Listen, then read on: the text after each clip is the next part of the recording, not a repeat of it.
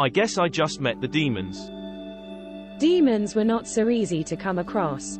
However, after their investigation, to Sophie and Elizabeth, it is not impossible to encounter those mysterious beings. Mitchell closed his eyes and rested a little bit. He briefly described his experience that morning. You can use magic? Really? Sophie uses magic as well, doesn't she? Can't she sense things? How can we be the same? What I can do are only seeing fragments of illusion and normal spells. I'm simply incompetent when compared with what you and Farsang can do. Leave it. We'll talk about this later. There might be something important in that room. Is it possible for Farsang to record every ceremony? Why do you say so? How can it be beneficial to him? Observation. He might be able to observe at least how the ceremony affects the prophet, how long the prophet can hold out, and how long he can maintain sane. If there are other prophets before or after Abel, he will be able to deduce whether different people would behave differently in the ceremony or not. That sounds reasonable. He might put the CDs in that room as well if he did record the ceremony. After all, he can't let people see those records. We need to get into that room. By the way, didn't the man last night fail? So, will there be a ceremony tonight?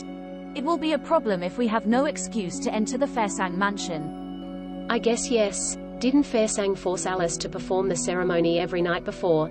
He gave up only after 2 weeks of failure. Therefore, I don't think Farsang will give up just because one single failure. That means he will be holding another ceremony tonight. And then the demon stuff. Tales say that demons can't let others know the true names. Abel said that the ceremony was a trade with the demon, paying a visit to an old friend. And this curse, no wonder I can't understand it. How can I understand a curse of demons? If we connect the dots, the man and the woman are demons, then it is also a demon who was trading with the prophet in the ceremony. Also, gods can't manifest themselves that casually. Gods show themselves in front of human only after being summoned by a specific ceremony. The ceremony we saw had nothing to do with summons, but a transaction. Actually, I'm also thinking about other stuff, but as I don't understand what was going on, so just leave it. That's it. I don't think we need to get too deep into this. We should concentrate on the ceremony tonight, if there is one. There will be one. Good. I just want to tell you to be careful when you see the couple. All right. We should have some rest this afternoon. I'm sorry, I'll call Farsang later and say I'll be there in the evening. If possible, I'll try to find the ceremony room. Are you sure you want to go there like that? I will look suspicious if I don't go there, won't I? Why are you that reckless? Genes, I guess. Ha ha. Let's see what happens. Be in touch. We might also go there earlier. Okay, we'll see what happens. Good. Be careful. You're such a gifted expert, so don't get caught. You are the only one who can take care of those beings among us. Ha.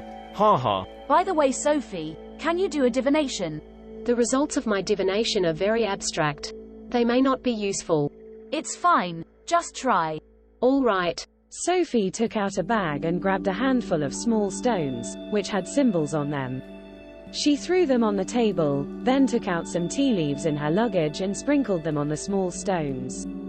So, you have divination stones. The sage, the devil, the fool, the sacrifice, and the darkness. It's totally meaningless. Forget it.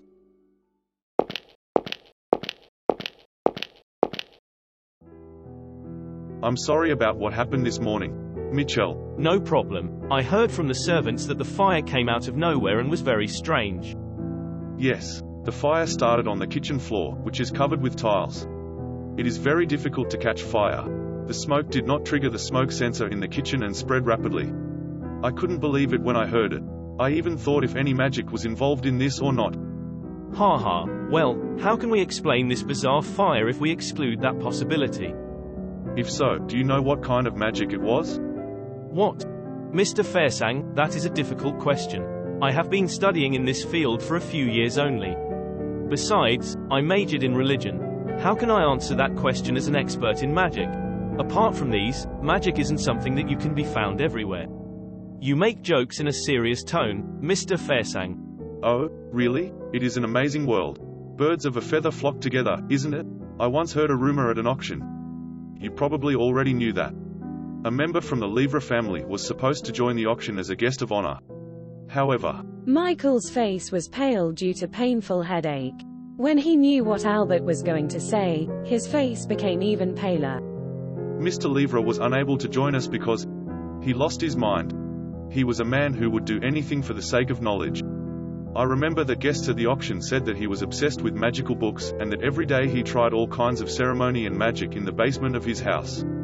Eventually, people found him eating his own flesh, trying to write a magical book with his own blood. They said no one could understand the book, and those who read its contents had frequent nightmares and were unable to sleep.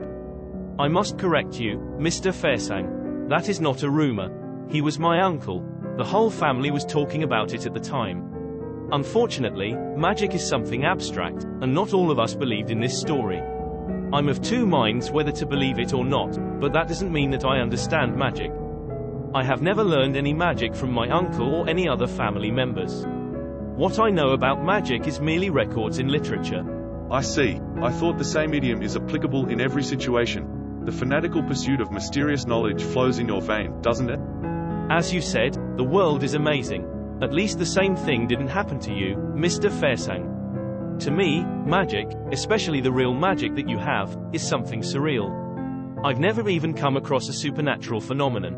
Really? Albert was examining Mitchell. His green eyes scrutinized Michael's facial expression, from his eyebrows to the muscles around his mouth, trying to read Michael's true intentions. However, Albert found nothing.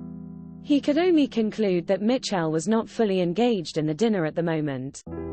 I'm now confused again. I really need an explanation for the accident. I'm sure your butler will do a great job with this. You're right, Mitchell. Is the food not to your liking? No, it's a delicious meal. Actually, I'm here for my thesis and I've been working late into the night this week. This exhausted me. Work-life balance, Mitchell. If you need someone to talk to or to distract yourself from work, I'm always here for you. Thank you for your kindness, but I'm going back in a couple of days, so I don't think I will bother you, Mr. Fairsang. We will have a good conversation if you come. I'm afraid I'm too uneducated to keep up the conversation. How can that be? You won't come here if you really think in that way. I was going to ask you something. I'm afraid I'm not qualified for a long discussion. Well then, what do you want to ask me? I came to this town for my thesis on religion. I have heard that this town had been an execution site for witches, so I came for more information. Mitchell, I know you're doing this for academic purposes, but I hope you'll keep your promise not to tell anyone about the ceremony. Of course, I won't write about the ceremony, but I can't suppress my curiosity. Even if I can't record the ceremony, still I want to know more about it. Albert was silent for a moment, as if he was waiting for what Mitchell would say next, at the same time, as if he was wondering how to respond. Sure. Thank you very much. Where is the prophet? Is he not available? The prophet has been feeling unwell after the ceremony and needs to some rest. He also doesn't want to be disturbed. I see. I have heard that after communicating with gods, tribal shamans will fall into a trance, and they will need some time to recover. Exactly. Therefore, the prophet is staying in his room for the whole day. He told us not to enter his room. It seems that the prophet is really exhausted. He has put so much effort into the ceremony. You must have built a good relationship network that helps you find the prophet, Mr. Fairsang. That's not the case. Nothing more than luck sent this gentleman to me. Albert's answer was watertight. Mitchell knew he was going to look suspicious if he asked any more questions, so he stopped. After dinner, Albert said to Mitchell that he wanted to show Mitchell something. This time, Albert took Mitchell to another room. On their way, Mitchell again saw the bear's head in the main hall. The bear's head gave Mitchell a special feeling and attracted his eyeballs. Last night, Mitchell didn't have the chance to completely investigate the structure of the house. Now they were on the right side of the mansion. Mitchell realized that the mansion was built in a Y shape. There were 3 staircases in total: left, center and right. The staircase in the middle connected the upper floors, the one on the right was the same. The multimedia hall, where they watched the ceremony, was located on the left side of the main hall in the middle. The room that Albert and Mitchell entered had many artworks inside. Among those works, the most striking one was a painting of witch trial. Mitchell wasn't an accomplished artist. He could only tell that it was an old painting. He could see cracks and traces of repair as he went closer to it. My family used to be executioners a long time ago. This gave my ancestors access to witches and their powers. The magic used in ceremony is just one of those. There is more magic. There are much more, and many kinds of it. My ancestors took a risk to record those magic and passed them to us. I'm going to get that record so that we can talk about it. Albert left once he finished that sentence. Pretending to admire the artworks in the room, Mitchell immediately checked the room to see if there was any CCTV. He found 2 small cameras in the decorations. Impressive. Mitchell gave his phony appreciation and then went to a corner of the room. He took out his cell phone. The background music of a mobile game and sound effects of buttons were played as Mitchell pressed a few buttons. Shush, that's too loud. Mitchell put the phone into silent mode and then continued to press the buttons on his phone. After a while, Albert came back with a very old book. It was so badly damaged that it wasn't really a book, but a messy pile of yellow paper.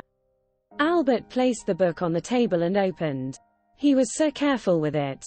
He even wore a pair of disposable gloves. Mitchell was sitting on the opposite side of Albert. As Albert turned the pages, Mitchell noticed that the old paper had become brittle with time. The paper would break because of the slightest pressure. Here. Albert pointed at a magic. It took Mitchell a moment to recognize what was written in that script font. This magic comes from the witches of the Land of Wealth, who said that this magic can allow people to communicate with a transcendental being and gain answers. A spell and a magical circle was written next to the description. Albert turned a page. There was more magic behind. This magic comes from the Witch of the North, who said that this magic allow people to hear wishes of other men. The spell and other related information were also written next to it. It's amazing. Is this the first time you've ever seen so many records about magic? Mitchell froze for a moment. Of course. This is an extremely valuable collection. If scholars know about the existence of this book, they will go crazy for it. Albert smiled. Mitchell wasn't sure if he believed his words or not. Albert gave Mitchell a pair of gloves. Then please take your time and see if anything in there reminds you of anything. Mitchell more or less realized what Albert wanted. Then, he was afraid that he couldn't leave the mansion if he took no action. You're too kind to me, Mr. Fairsang. Mitchell was thinking, should he say something or not? If he didn't, Albert wouldn't let him go. On the other hand, if he did, Albert would know that Mitchell had been lying. A transcendental being. I've heard that some religions have ceremonies that bring people into a trance to bring them closer to gods. When one gets closer to the god, he or she can sense if the god has come or not. They can even glimpse God's appearance, and then identify them and offer sacrifices accordingly. That sounds fascinating. What kind of ceremony is that? Burn some sage, then be completely enveloped in the smoke, and close your eyes, as it will be easier to sense if there is anything special happening around you. This ceremony has appeared in different religions, and the details vary in different situations. Generally speaking, this is the process. I know that it is still a common practice today. This is the first time I have heard of this ceremony. You can try it sometime. Of course, I will. Albert clasped his hand as if he was thinking whether he should trust Mitchell or not. Mitchell pretended that he knew nothing, and concentrated on reading the old book in front of him. It's almost time, Mitchell. If you'll excuse me, I have to go and entertain my other guests. Do you need the book back? Yes, thank you. Please make yourself comfortable. The ceremony will take place at 12 o'clock sharp. I see. Thank you very much. I'm the one who should say that. I had a great time talking. However, please be reminded that the other floors are either utility rooms or private rooms. Therefore, please stay on the ground floor. Come and talk to me if you really need to go to other floors. Sure. How is it going? A message from Mitchell, possible ceremony room underground. Possible secret room. Stairs in middle and right can't down. Check. Great. That's efficient. Get ready and think of a way to get to the basement on our way. Fairsang won't let us get to the ceremony rooms so easily.